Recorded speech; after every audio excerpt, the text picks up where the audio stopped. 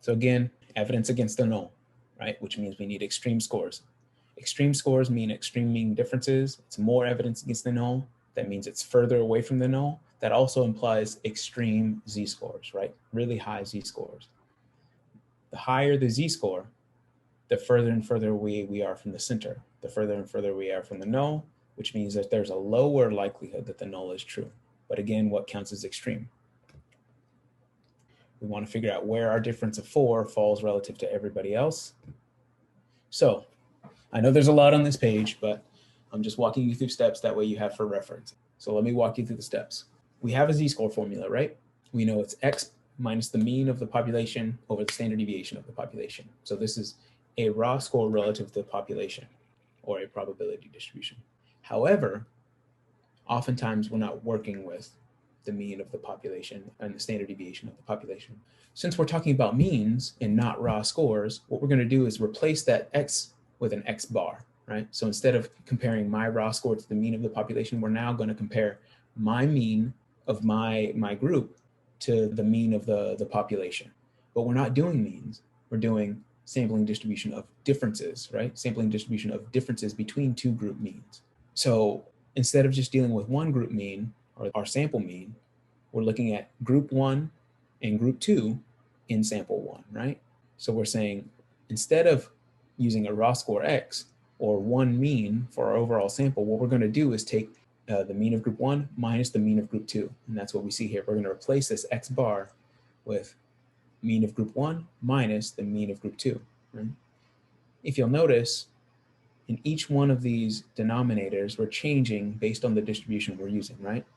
So here we're using a probability distribution, which implies sigma and mu, the mean and the standard deviation of the probability distribution. Here, when we're looking at the sampling distribution of means, we still have a mean of mu, but the standard deviation is the standard deviation of means, right? Sigma of the sampling distribution of means. Now, when we replace this with differences, we also replace sigma with a difference subscript, right? So it's the standard deviation of the sampling distribution of the differences between means. If we recall, when we plotted that difference plot, what was the most common or most common occurring score? Right at the center. It was the null hypothesis. It was a mean difference of 0. Well, if we know that the mean should be, and the null hypothesis implies 0, we can plug in 0 as our mean, as our hypothetical mean, right? It's expected, right? The null would expect that nothing's going on, and we're comparing against the idea that nothing's going on, right? So we plug in the mean difference of 0. When we subtract 0 from anything, what is that? It's the same thing. So our z-score calculation is x bar 1 minus x bar 2 over the standard deviation of the sampling distribution of the differences between means. Here's our calculation.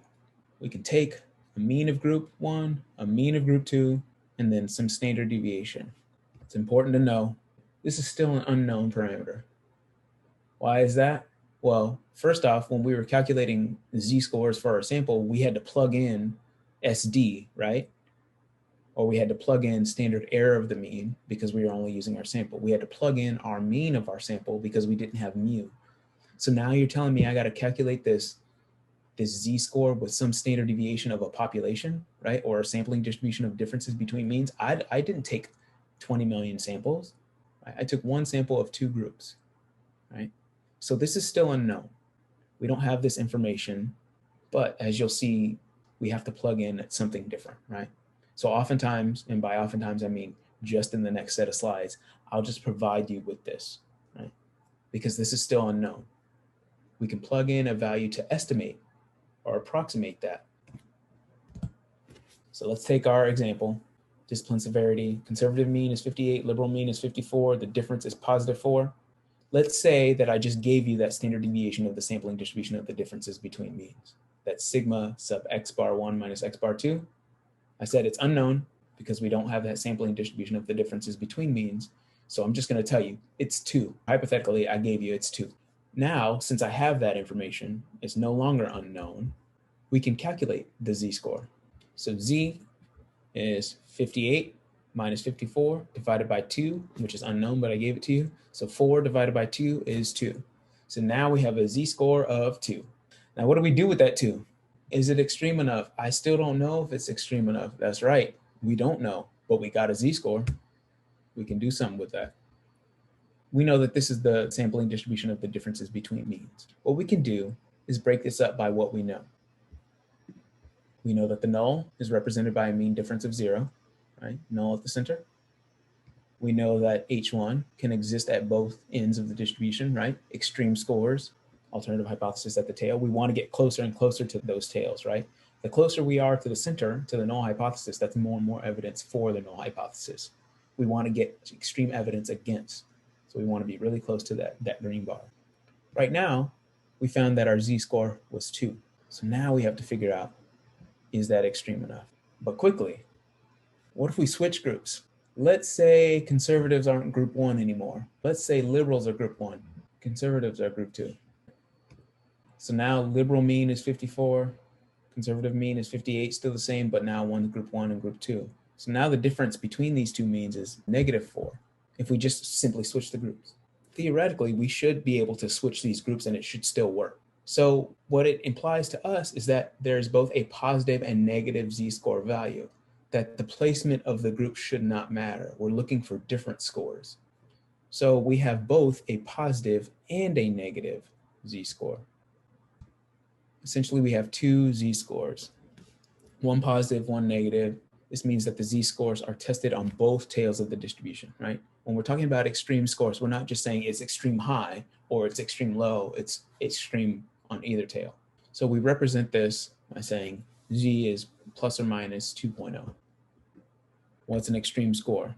We have to see if our 2.0 is extreme enough to be extreme evidence against the null, extreme enough to reject the null hypothesis. So we need a cutoff score to tell us once you pass that cutoff score, you are now able to say it's extreme enough as evidence against the null hypothesis. You can think of that cutoff score as a finish line. And it's like you're running away from the null, right? You're piling on evidence against the null and you're running. You get to the finish line. As soon as you cross the finish line, you're far enough away to say, this is enough evidence against the null hypothesis. We can reject that null. We can say that null and say, we don't need it anymore. We can focus on the alternative hypothesis being more true than the null, or actually the null being more false. But we need a cutoff score, and we compare our calculated Z-score of 2.0 to that cutoff score. We can refer to these as Z calculated and Z critical. Z calculated is the one we calculated. So right now we have a mean difference of 2.0. We also have a Z critical, which is our cutoff score. It's the thing we're comparing with our calculated. Our Z critical stays the same for all of our analyses. It's selected before our analysis starts. We say this is our Z critical value, that's going to be the cutoff. We can change our Z critical and make it more or less stringent, but oftentimes there's an accepted Z critical value. And usually what we do is try to make it more stringent, not less. Again, think about that distribution. You want to get to the finish line, you want to cross it. Once you cross that finish line, we're in extreme territory, it's enough evidence against the null. If you made it less extreme, that's an easier race to run, right? What this Z critical does is it cuts off an area of that standard normal distribution that represents a % likelihood that the null hypothesis is true. So everything beyond that point, that Z critical point on both tails, that finish line on both tails, we can add up the area in those tails to tell us what % likelihood the null is true. Remember, we had cutoffs when we said, 68, 95, 99. That implies cases in the center of the distribution. But if we have 95% of the cases in the center of the distribution, how much % is on the tails? 5, right? If we have 99 on the center of the distribution, we have 1 in the tails, right? That area beyond the tails tells us what % likelihood the null is true, right? So if we have 95, that means 5% in the tails, 5% likelihood that the null is true. We have 1% in the tails, 1% likelihood that the null is true. We can use that thinking of the normal distribution, right? I say here, the area beyond that Z critical on both sides represents the likelihood that the null is true. You want a low % chance that the null is true. Extreme mean differences are demonstrated when our Z calculated is greater than or equal to our Z critical. Again, you have a critical value and you want a larger score than that. So let's say our critical value is 1. Let's say we calculated a z-score of 3. So critical is 1, calculated is 3. 3 is greater than 1. That means we've passed that 1 finish line. We are in this outside region. It's extreme enough for us to say the null is probably not true. We can reject the null hypothesis. Critical z-scores. So how is this selected? How is this critical z-score selected, right? We want to compare our z calculated to our z critical. And we want to say, here's our critical. We want to cross that finish line. Same on the other end of the tail, right? We want to, on each side, we're going to have our calculated z-score, but we also have a critical z-score, right? We want our calculated z-score to cross the finish line on either side, be on the outside of them. But how is that critical selected? It's based on what we call alpha. Alpha is selected by statisticians as the maximum allowed probability for the null to be true. We are willing to accept a certain % chance that the null can be true. Alpha represents a cutoff for our rejection region. So alpha is going to be % likelihood that the null is true, or in a proportion, the proportion likelihood that the null is true. Right? And we want a low proportion, right? We want the null to be unlikely. So what we're doing is creating a z-score associated with an alpha level, associated with a low likelihood that the null is true. We said 95 in the center. That means in the tails we have 5%. So let's say that we use that number as our cutoff. That would mean that 95% that the null is not true, everything in the tails, 5% that the null is true. Right? So if I scored beyond that z-score, it would indicate to me that there's a low likelihood that the null is true. You'll see, oftentimes we pre-select an alpha level of 0.05, indicating a 5% chance that the null is true. Applied to our mean difference, 5% of all mean differences will be considered extreme. Some cases are not going to be as extreme, those in the middle of the distribution. Those beyond this score are going to be considered extreme. Alpha also represents 5% of the cases left in the tails. Again, 0.05 maximum likelihood that the null is true. I keep using this example, and that's because it's important. If we recall, we had 68, 95, 99. And we said that's 1 standard deviation, 2 standard deviation, 3 standard deviation. Converted to standard deviation units or standardized units, it's 1 z-score, 2 z-scores, or 3 z-scores. However, we said that's not really 68, 95, 99. It's 68.26, 95.44, 99.74. Or if we wanted exactly 95, it's not 2 standard deviation units, it's 1.96 standard deviation units. If we wanted 99 exactly, it's not 3 standard deviation units, it's 2.58 standard deviation units. The z-score would be 2.58. So that's important for us because we're thinking about 95% confidence interval, 95% confidence level.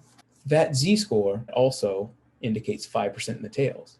So if we're selecting an alpha of 0.05, that means 5% in the tails, that means 95% in the center, which reminds us that our z-score associated with that is plus or minus 1.96, right?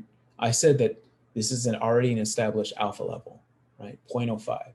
We want to find the z-score associated with an alpha level of 0.05, and that z-score is 1.96. So everything we're going to be calculating is going to be compared to a z-score critical of 1.96. So if we get something greater than an absolute value of 1.96, then we've passed that finish line. We're in that region. So alpha is 0.05, 5% of cases extreme. I already mentioned this, but that z-score also represents the rejection region. So another way of thinking about it is we can create this cutoff z-score, this z-critical value. And what it's going to represent for us is once we cross that, we're now in the rejection region, or the region in which it's okay to reject the null hypothesis. We call that the rejection region. The z-score represents not only 5% of cases in the extremes, but it represents the rejection region. It also represents the 5% chance that the null is true. If we have a z calculated that is greater than our z critical, then our calculated mean difference is more extreme than our cutoff for extremeness. Calculated mean difference is extremely different from what is expected by the null. And we can say that this is a statistically significant mean difference from what is expected by the null. And we can talk about statistical significance in these next couple of slides. But first, let me plug in what we've had. We have an alpha of 0.05. that means our critical z value is going to be plus or minus 1.96. So now we compare our calculated to our critical. This z critical of 1.96 spans 95% of cases of the mean, but 5% in the tails. We know that already. This means that 2.5% of cases are at the top end, 2.5% of the cases are at the bottom end, right? 95 in the middle, that means 5 in the tails. If you divide that equally, why? Right? Because it's a normal distribution, equal sides on the mean. 2.5 in the top, 2.5 in the bottom end of the distribution. If we cross this finish line, if we cross 1.96 with an alpha of 0.05, that means that there's only a 5% chance that we would find a mean difference that is ours or greater, right? If we have a score that is already greater than the z critical value, that means that our mean difference is rare, but also that any mean difference, any z calculated score bigger than ours is going to be even more rare. It's going to be more extreme. We have the z critical, we crossed that finish line, we're in the rejection region now.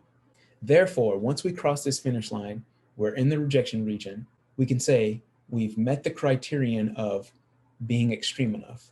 We can blame it not on sampling error, but as a true difference that we would find in the population. Therefore, because we crossed the finish line, because we're in the rejection region, we can reject the null hypothesis that there's no mean difference.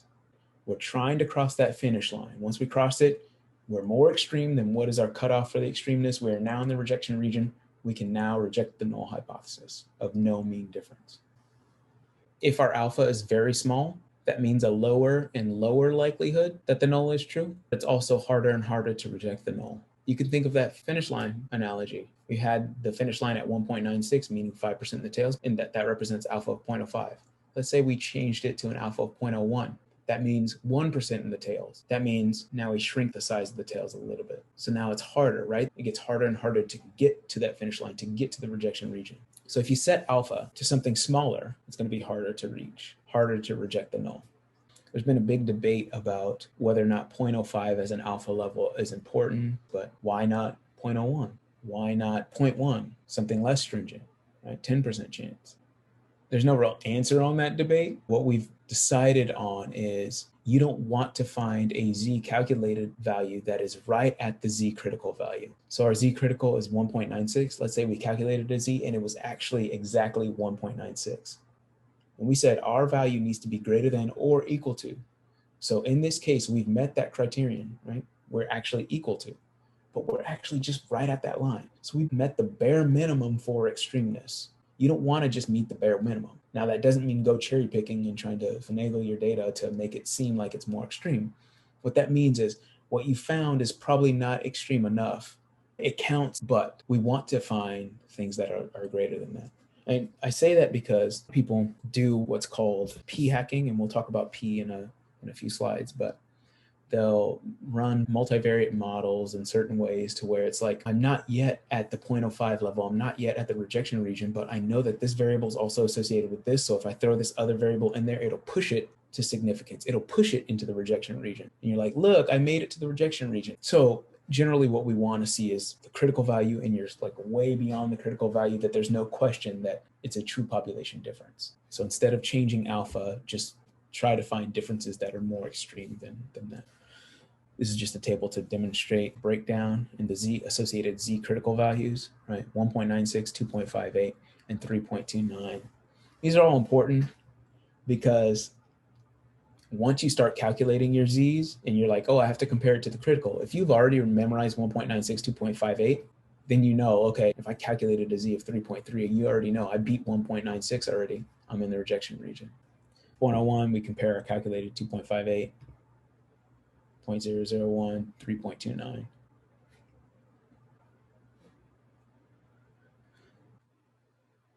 So I said there's alpha. I've also referred to p or p hacking, or you might have heard p values before. And p is different from alpha, but they are sort of related. Alpha, again, is the maximum probability allowed for the null to be true, right?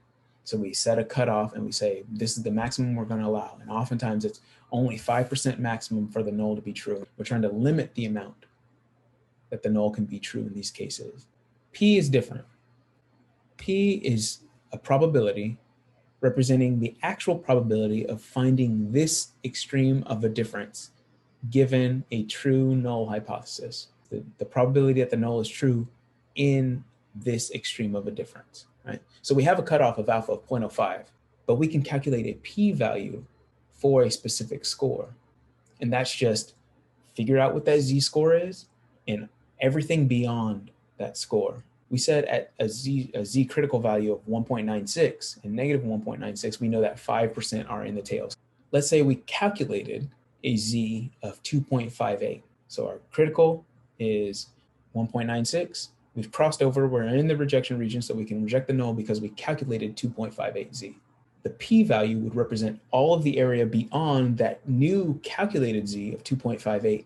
We know the area beyond 2.58 already, right? What percent of cases is beyond 2.58? 1%, right? Converted to a probability, that would be 0.01. So while we have an alpha level of 0.05, our exact probability, p, in this case, with a z-score of 2.58, is going to be 0.01. P will be equal to 0.01. What we learned from this is if our z-score calculated is larger than our z-score critical, right? We've crossed over into the finish line. That means our p-value is going to be less than our alpha, right? Alpha is the maximum allowed in tails. For the null to be true, our p-value is going to represent everything left over in the tails. So it represents the area from that z-score to the closest tail, summed up. Okay, so what I'm going to do now is draw out what I mean. Let's say we have this normal distribution. We're going to have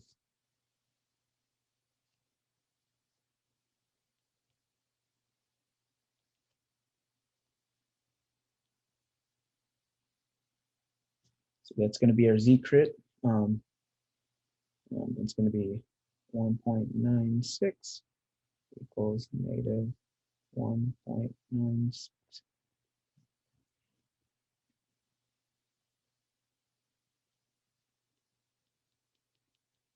Alpha is going to represent everything in the tails of this distribution. Okay, so we can say alpha equals 0.05 equals 5% equals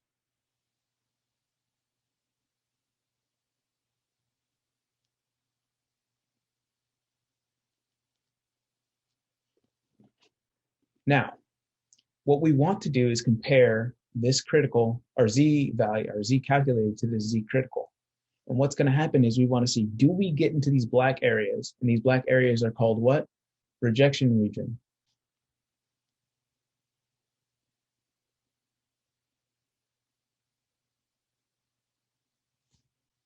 Let's say for us, we got a calculated value of, for example, remember we got a difference of 4 and negative 4, which translated to a z-score of 2 and negative 2, correct?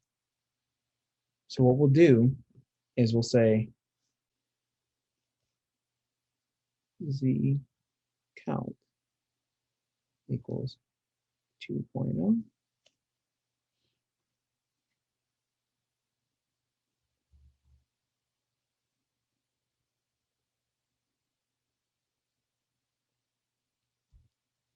Okay.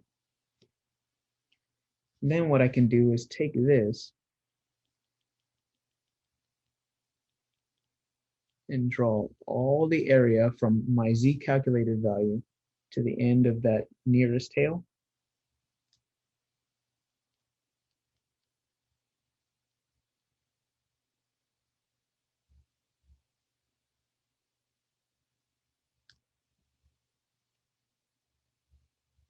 And we can say P is going to be equal to the actual probability of finding that extreme of a case or more extreme.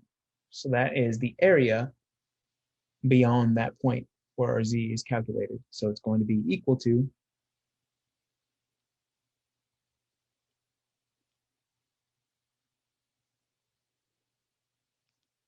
now just from this image, which area is more, the black area or the red area? The black area, right? We see there's a little thin strip on the left-hand side, there's a thin strip on the right-hand side, indicating that the black area is a little bit larger. So what we can figure out here is that if z count is greater than z crit, then p is going to be less than alpha. We can add equal to. So if zcalc is greater than, meaning it crossed over into that finish line, the finish line is z crit, the black area. If zcalc is greater than z crit, that means the red area, p, is going to be less than the black area, alpha. So here we can say p is less than alpha.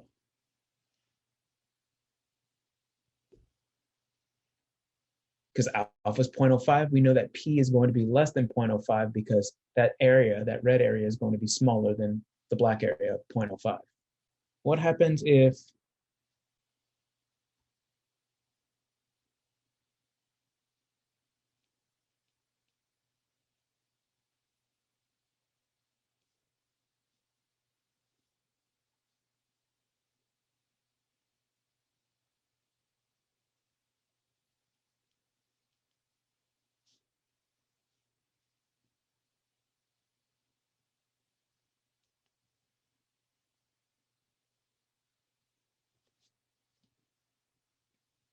so I say here, zcalc is now plus or minus 1.0.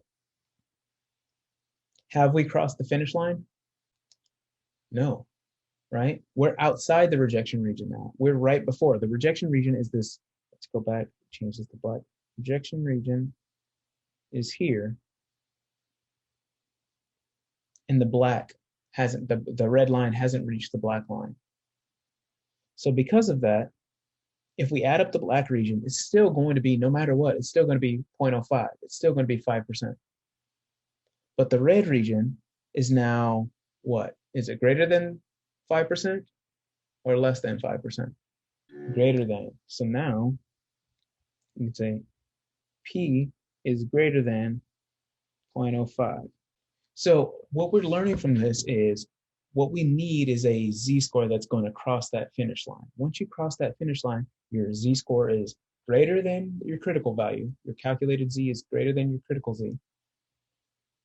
You're now in the rejection region.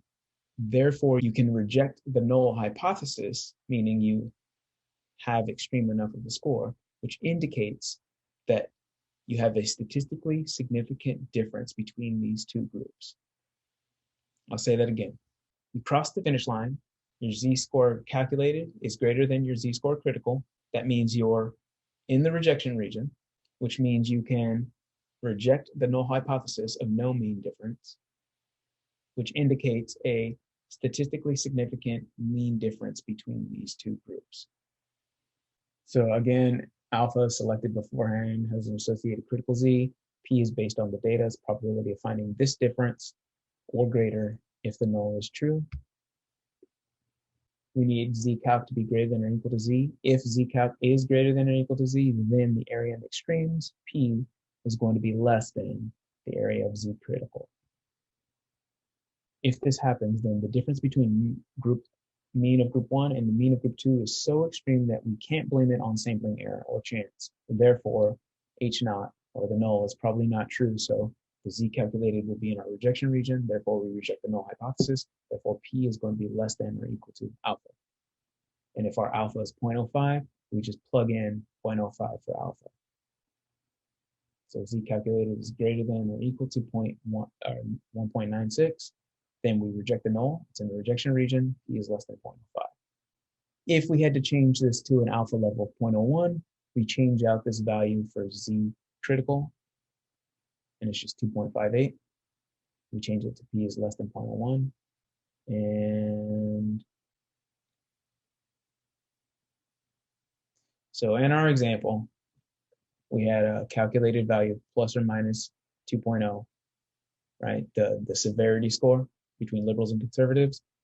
He said, what is alpha? Alpha, no matter what, unless I say otherwise, will always be 0.05. What is P? Well, we can calculate that. If we have a calculated value, our Z calc 2.0, what is our P value? Recall that the P value indicates the area at that point and beyond. Should be smaller, right? We know that between -2 and +2, there's 95.44% of cases, right? If we wanted to find the p-value would just be the area beyond that, right? Which would be 4.56.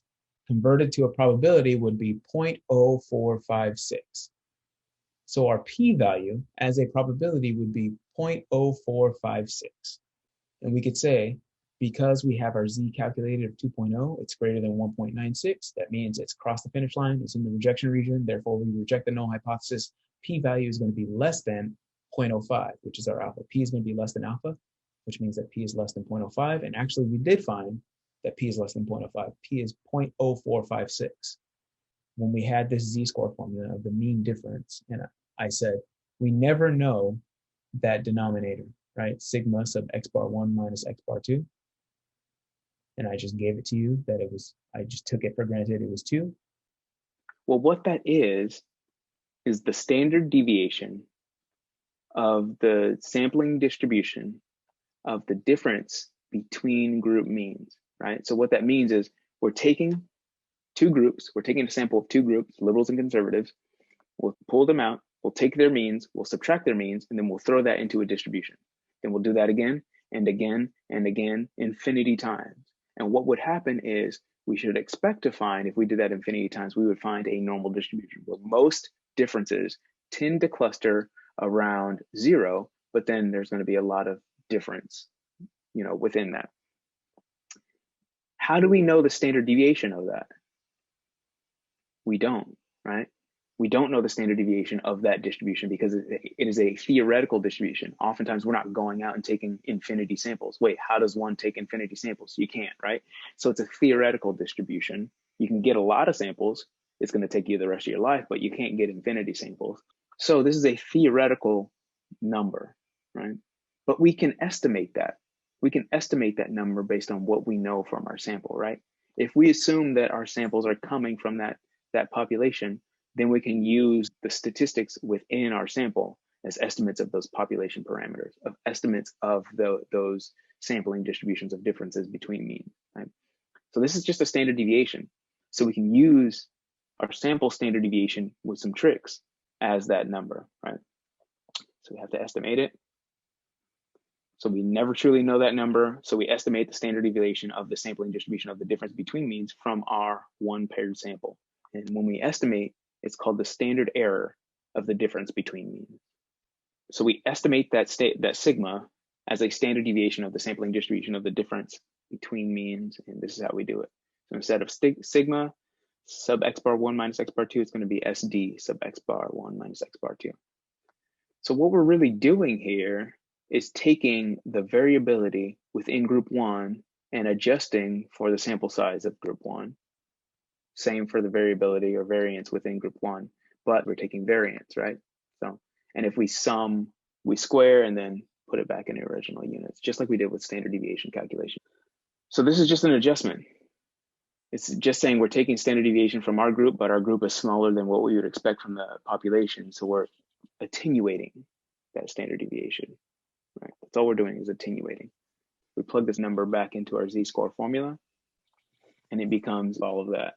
So basically what this is doing, this number itself is trying to identify how much variability is going on between group 1 and between group 2, adjusting for variability going on within each group, right? So between, over, within.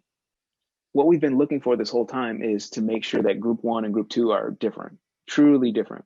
So what we really want to find is a huge difference between groups and less difference within groups. Think back to our earlier example. where we're looking at the example of a gerontologist studying memory recall between two sets of groups, right? One group had recall games that they played on an electronic device, the other one just journaled, right? And we found that recall was better in group A, the first group that had the memory recall games, right? Keeping their memory sharp. Also recall that the numbers were critical for our understanding. So group one with the iPad and the recall games had scores that were consistently in the low 80s, right? They never crossed below 82. It was like 82 to 86 or something like that. Group B had scores that were in the high 70s, right? But they never crossed into the 80s. So we saw homogeneity in scores, but there was no overlap, right? Take that to the extreme. We could see scores for the recall group in the hundreds, like 99, 98, 100. And then for the non-recall group, for the journaling group, we could see zeros and ones and twos. So we'd see homogeneity, not a lot of variance within, but then they'd be so distinct from one another that we'd say this has to be a true difference. There is no overlap whatsoever. So that's exactly what we're applying here with this formula, is we're saying, are they distinct enough to be separate from one another and they're not overlapped? But when we adjust, when we use this standard deviation formula, the standard error of the difference between group means, as an estimate for a population parameter, we change the curve. We've been operating under this assumption of a normal distribution this whole time. When we start estimating parameters, instead of actually using those parameters, we alter the curve. It now becomes, instead of a probability distribution, it becomes a t distribution, hence t-test.